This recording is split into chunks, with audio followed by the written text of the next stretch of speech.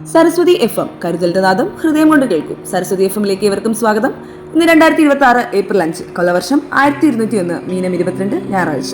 ഇന്നത്തെ പ്രധാന വാർത്തകൾ. പ്രത്യാശയുടെ അടയാളം. ഇന്ന് ഈസ്റ്റർ.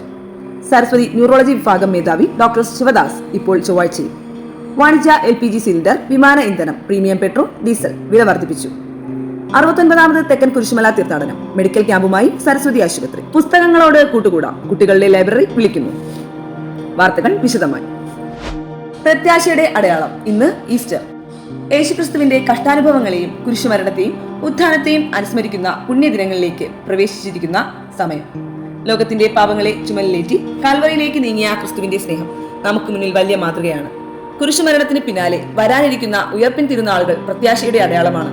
ഏതൊരുട്ടിനു പിന്നിലും പ്രകാശമുണ്ടെന്നും മരണത്തിന്മേൽ ജീവൻ വിജയം നേടുമെന്നും ക്രിസ്തുവിന്റെ ഉയർപ്പിലൂടെ കാട്ടിത്തന്നു. ഏവർക്കും സരസ്വതിയുടെ സ്നേഹം നിറഞ്ഞ ഈസ്റ്റർ ആശംസകൾ. സരസ്വതി ന്യൂറോളജി വിഭാഗം മേധാവി ഡോക്ടർ ശിവദാസ് ഇപ്പോൾ ചൊവ്വാഴ്ചയും OP-യിലുണ്ടാകും. OP സമയം 3:30 മുതൽ 5 വരെ. കൂടാതെ എല്ലാ വ്യാഴാഴ്ചയും ഉച്ചകഴിഞ്ഞ് 3:30 മുതൽ 5 വരെ. ഈ വിഭാഗത്തിൽ ന്യൂറോ സർജൻ ഡോക്ടർ ശ്രീജിത്ത് എല്ലാ ശനിയാഴ്ചയും വൈകിട്ട് 3 മുതൽ 6 വരെ. അപ്പോയിന്റ്മെന്റ്സിനായി വിളിക്കൂ 0471 22 01898. വാണിജ്യ LPG സിലിണ്ടർ, വിമാന ഇന്ധനം, പ്രീമിയം പെട്രോൾ, ഡീസൽ വില വർദ്ധിപ്പിച്ചു. പശ്ചിമേഷ്യൻ സംഘർഷത്തിന്റെ പശ്ചാത്തലത്തിൽ വാണിജ്യാവശ്യത്തിനുള്ള LPG സിലിണ്ടർ, വിമാന ഇന്ധനം, പ്രീമിയം പെട്രോൾ എന്നിവയുടെ വില വർദ്ധിപ്പിച്ചു. ഗാർഹിക ആവശ്യത്തിനുള്ള 14.2 കിലോ സിലിണ്ടറിനും സാധാരണ പെട്രോളിനും ഡീസലിനും വിലയിൽ മാറ്റമില്ല. 69ാം തെക്കൻ കുരിശുമല തീർത്ഥാടനം രണ്ടാം ഘട്ടം. സൗജന്യ മെഡിക്കൽ ക്യാമ്പുമായി Saraswathi health care promotion scheme. Kurisumala തീർത്ഥാടകർക്കായി ആരോഗ്യ പരിശോധനയും അടിയന്തര ചികിത്സാ സഹായവും ലഭ്യമാക്കി. ഡോക്ടർ ആരതി മെഡിക്കൽ ക്യാമ്പിന് നേതൃത്വം നൽകി. പുസ്തകങ്ങളോട് കൂട്ടുകൂടാം, കുട്ടികളുടെ ലൈബ്രറി വിളിക്കുന്നു. ഡിജിറ്റൽ ലോകങ്ങളുടെയും ശീലങ്ങളുടെയും ഇടയിൽ കുട്ടികളെ വായനയിലേക്ക് അടുപ്പിക്കുകയാണ് സ്റ്റേറ്റ് സെൻട്രൽ ലൈബ്രറിയുടെ ഭാഗമായി പ്രവർത്തിക്കുന്ന കുട്ടികളുടെ ലൈബ്രറി. 2006-ലാണ് കുട്ടികൾക്ക് മാത്രമായൊരു വായനശാല എന്ന ആശയം പിറവിയെടുക്കുന്നത്. മലയാളം, ഇംഗ്ലീഷ്, ഹിന്ദി എന്നീ ഭാഷകളിലായി ഏകദേശം 1 ലക്ഷത്തോളം പുസ്തകങ്ങൾ ഇവിടെയുണ്ട്. കുട്ടികൾക്ക് എളുപ്പത്തിൽ പുസ്തകങ്ങൾ തിരഞ്ഞെടുക്കാനായി താഴ്ന്ന തട്ടുകളാണ് ഈ വായനാമുറിയിലുള്ളത്. ഏകദേശം 5000-ഓളം കുട്ടികൾ സജീവ അംഗങ്ങളാണ്. കൗതുക വാർത്തകൾ.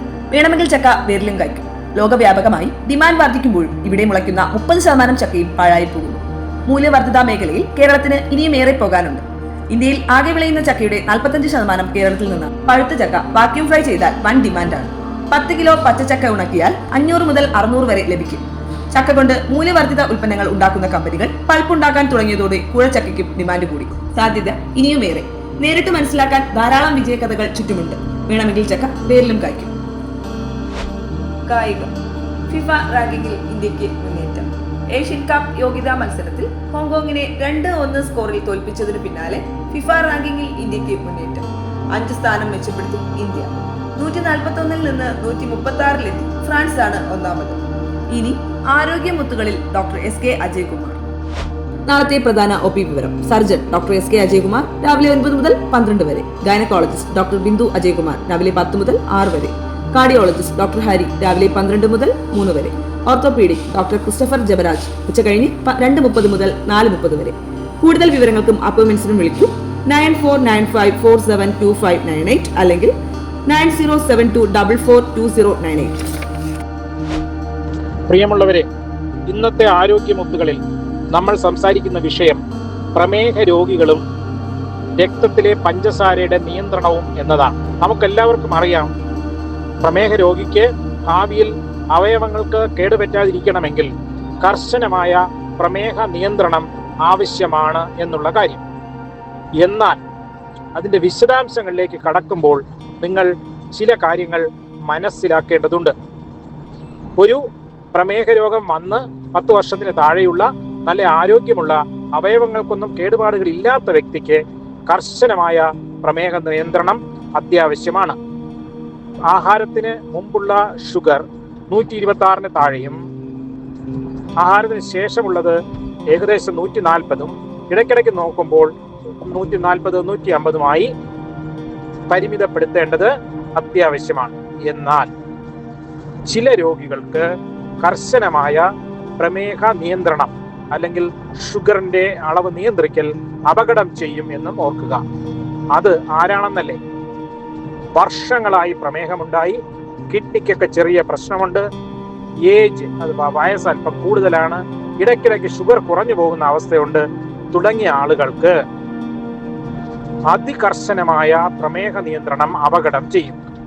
ഉദാഹരണത്തിന് 140 ആണ് രാത്രിയുള്ള ബ്ലഡ് ഷുഗർ എന്ന് വയ്ക്കുക. പിന്നെ അയാൾ ഭക്ഷണമൊന്നും കഴിക്കുന്നില്ലല്ലോ, ഷുഗർ വെളുപ്പാങ്കാലത്ത് വളരെ കുറഞ്ഞ് ഹൃദയാഘാതം വരാം. പിന്നെ ഇത്തരം രോഗികൾക്കുള്ളൊരു പ്രശ്നം എന്ന് പറയുന്നത് ഹൈപ്പോഗ്ലൈസീമിയ അൺഅവയർനെസ്, ഷുഗർ കുറഞ്ഞത് അറിയാതിരിക്കുന്ന അവസ്ഥ. അങ്ങനെ വരുമ്പോൾ എന്ത് പറ്റും? രോഗിക്ക് ആദ്യം ഒന്ന് 70 60 ഒക്കെ ആകുമ്പോൾ ഒരു ബുദ്ധിമുട്ടും തോന്നുകയില്ല. അത് കുറഞ്ഞ് 35 25 ഒക്കെ ആയി രോഗി ബോധരഹിതരാകുമ്പോൾ ബന്ധുക്കളാണ് അറിയുന്നത് ഷുഗർ കുറഞ്ഞതാണ്. അപ്പോൾ പ്രായം കൂടുതലുള്ള 10-30 വർഷം ഡയബറ്റീസ് ഉള്ള, കിഡ്നിക്ക് ചെറിയ പ്രശ്നങ്ങൾ, ക്രിയാറ്റിൻ 1.4 1.9 ഒക്കെ ഉള്ള, ഹാർട്ടിനൊക്കെ അസുഖമുള്ള അങ്ങനത്തെ ആളുകൾക്ക് പ്രമേഹ രോഗം അതികഠിനമായി നിയന്ത്രിക്കാൻ ശ്രമിക്കരുത്. അത് ഒരു 200-അടുപ്പിച്ച് നിർത്തുന്നതാണ് സുരക്ഷിതം. ഇനി പ്രമേഹ നിയന്ത്രണം ഒരു പരിധി കഴിയുമ്പോൾ, അതായത് ബീറ്റാ സെൽ ഫെയിലിയർ അല്ലെങ്കിൽ ബ്രിട്ടിൽ ഡയബറ്റിസ് എന്ന അവസ്ഥ ഉണ്ടാകും. അതായത് ശരീരത്തിലെ ഗ്ലൂക്കോസ് ഉൽപ്പാദിപ്പിക്കുന്ന കഴിവ് പൂർണ്ണമായും നഷ്ടപ്പെടും. ഷുഗറിനെ ഉയർത്തുന്ന ഗ്ലൂക്കഗോൺ ഉൽപാദനവും നിലയ്ക്കും. ആ അവസ്ഥയിൽ അവർക്ക് പെട്ടെന്ന് ഷുഗർ 400 ആകാം, പെട്ടെന്ന് ഷുഗർ 40 ആകാം. അത്തരം രോഗികൾക്ക് ഇതുപോലെയുള്ള കർശന നിയന്ത്രണം അപകടം ചെയ്യും. അതുകൊണ്ട് ഓർക്കുക, കുടുംബത്തിലെ മുത്തശ്ശന്മാരോ മുത്തശ്ശിമാരുടെയോ ഒക്കെ ഷുഗർ 180 200 ആയെന്ന് കരുതി ബേജാറാവണ്ട. അത് സുരക്ഷിതമായ നിലയാണ് അവരെ സംബന്ധിച്ചിടത്തോളം. ഓർക്കുക, രക്തത്തിലെ പഞ്ചസാര വൃദ്ധരായ പ്രമേഹ രോഗികൾക്ക് അല്പം കൂടിയിരുന്നാൽ ഉണ്ടാകുന്നതിനേക്കാൾ അപകടമാണ് ഹൈപ്പോഗ്ലൈസീമിയ ഉണ്ടാകുന്നത്. ഉദാഹരണം പറഞ്ഞാൽ, വെളുപ്പാങ്കാലത്ത് ഷുഗർ തീരെ കുറഞ്ഞ് ആൾ ബോധരഹിതരായി മരണപ്പെടുന്നത് ഒരു സാധാരണ സംഭവമാണ്. ഇനി ഹൃദ്രോഗം പെട്ടെന്ന് വരാൻ, അതായത് രക്തക്കുഴലുകളിൽ ബ്ലോക്ക് ഉള്ള ഒരു വ്യക്തി, കാർഡിയാക് ന്യൂറോപ്പതിയുള്ള ഒരു വ്യക്തി ഷുഗർ കുറയുമ്പോൾ പെട്ടെന്ന് കാർഡിയോസ്പാസം അല്ലെങ്കിൽ കൊറോണറി സ്പാസം ഉണ്ടായി ഹൃദയാഘാതം വരാനും സാധ്യതയുണ്ട്. അപ്പോൾ ഈ പറഞ്ഞ വിഭാഗത്തിലുള്ള രോഗികൾക്ക് മാത്രം വളരെ ശക്തമായ രക്തത്തിലെ പഞ്ചസാരയുടെ നിയന്ത്രണം വേണമെന്ന് നിഷ്കർഷിക്കരുത്. ഒരു ചെറുപ്പക്കാരൻ അല്ലെങ്കിൽ ആരോഗ്യമുള്ള രോഗി 5-10 വർഷമാണ് ഡയബറ്റിസ്, അവയവങ്ങൾക്കൊന്നും കേടുപാടുകൾ പറ്റിയിട്ടില്ല, അങ്ങനെയുള്ളവർക്ക് കർശനമായ പ്രമേഹ നിയന്ത്രണം ഗുണം ചെയ്യും. മനസ്സിലായല്ലോ? ഇനി മറ്റൊരു വിഷയവുമായി അടുത്ത ആഴ്ച കാണുന്നതുവരെ നന്ദി, നമസ്കാരം. സരസ്വതി FM കേൾക്കൂ, സമ്മാനം നേടൂ. ഇന്നത്തെ ചോദ്യം ബ്രിട്ടിൽ ഡയബറ്റിസ് എന്നാൽ എന്താണ്? ഉത്തരങ്ങൾ യൂട്യൂബിൽ കമന്റായി ഈ വരുന്ന ബുധനാഴ്ചയ്ക്ക് മുൻപ് നൽകൂ. സമ്മാനം നറുക്കെടുപ്പിലൂടെ. പുതിയ വാർത്തകളും പുതുപുത്തൻ വിശേഷങ്ങളുമായി വീണ്ടും അടുത്ത ആഴ്ച കാണും വരെ നന്ദി, നമസ്കാരം. സരസ്വതി FM കരുതലിന്റെ നാദം കൊണ്ട് കേൾക്കൂ.